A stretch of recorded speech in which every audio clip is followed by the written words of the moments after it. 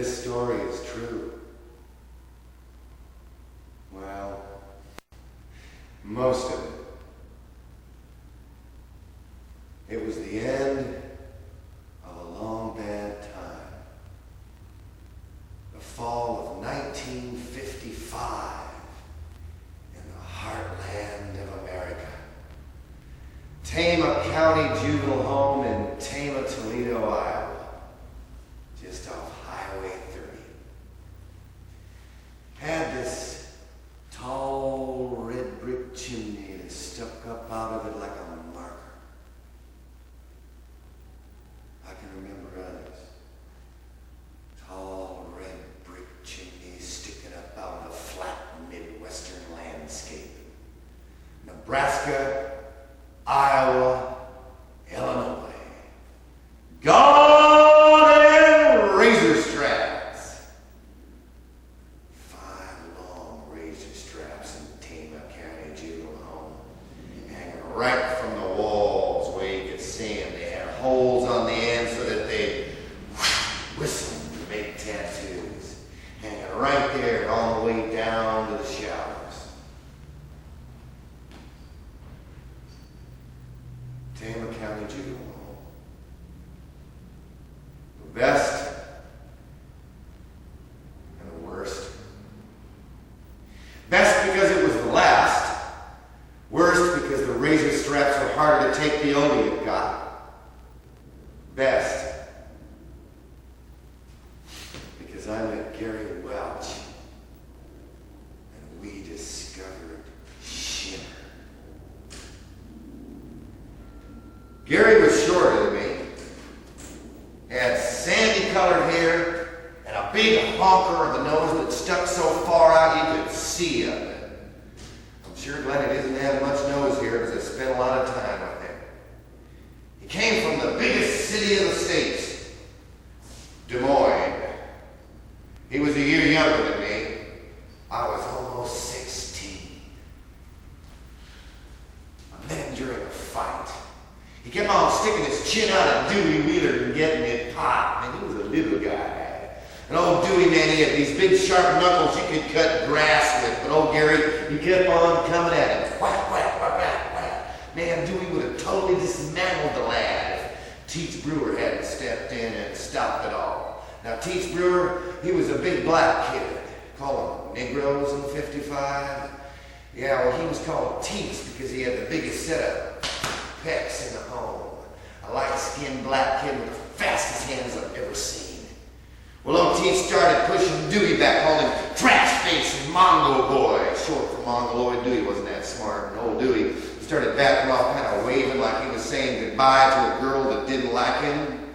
And old Teach, he started strutting around talking like, Amos and Am there, flashing his hands like he was sending signals to a ship out at sea. He was king of the field, except for Richard Matheson. But Richard Matheson wasn't on the field. He was in lockup instead, and he had 2 weeks to go, so Teach, he was having a heyday. Well, after everybody cleared off, I saw Gary sitting on the ground trying to keep the blood off his duds, man. Old Mr. White seeing him with blood on it and kicking right in the shins. Good old Mr. White, patron of Hoover Hall. That was our cottage. Man, he was fast with his hands too, almost as fast as Teach Brewer, but he didn't pull his punches. 5'6", mean as mosquito meat. Bobbing his head one moment, full of good cheer and conviviality. Next moment on you like a thin cloud of bad gas. Hands and feet flying, and every one of them reaching their mark, and the mark was you, sucker. Used to go off with Teach Brewer all the time. Made him mad as hell. Well, Teach could cover himself up. Tried to pull Teach's hands and arms away. Couldn't budge him, man. You chicken shit son of a bitch! You chicken shit son of a bitch! And there'd be Teach just beneath the blur of Whitey's flying limbs. Believe it or not, giggling. I mean, Teach was an astronaut of beatings. I mean, he could enter that dimension and come back out like you and me can walk through doors. Well, after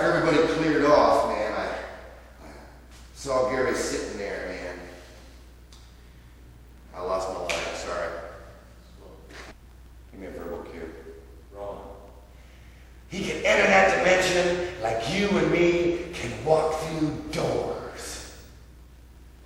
Goddamn teeth, I had that son of a bitch. Right. Well, he sat there and he got up and he had these pants that were going right over his heels. Man, goddamn these things, old man White's wife keeps giving me these long pants. She's trying to turn me into a duck. She'll get numb pretty soon. Numb? Yeah. After a while, she'll forget you exist unless you remind her. Old man White, he's another story. Yeah, the story of my life. I'm John. I know. Captain Spacey. I hated that name. I got it because I wanted to be an astronaut. I mean, it was 1955. They were shooting guys down railroad tracks at the speed of sound and blowing up rockets on launch pads. But goddamn, I wanted to go up there. Yeah, I'm Captain Spacey. Space ain't so bad. He looked up at that tall red brick chimney. It's gonna blow pretty soon. Whistle at the physical plant? Yeah, 5 o'clock. I know, man. It ain't that it's just loud. I know the sucker's loud, but I just don't know when it's gonna blow. It makes me nervous as shit waiting for it. Yeah? Yeah. Wow. Yeah, it's neat. Yeah, right. I ain't crazy, you know. I know. I get fucked out on that too, sorry. Goddamn teeth, I had that son of a bitch. Right. He got up. His pants were over the bottom of his shoes. Goddamn motherfucker's old man White's wife keeps giving me these long pants. She's trying to turn me into a duck. She'll get numb pretty soon. Numb? Yeah, after a while she'll forget you exist unless you remind her. Old man White's another story. Yeah, the story of my life. I'm John. I know, Captain Spacey. I hated that name. I got it because I wanted to be an astronaut.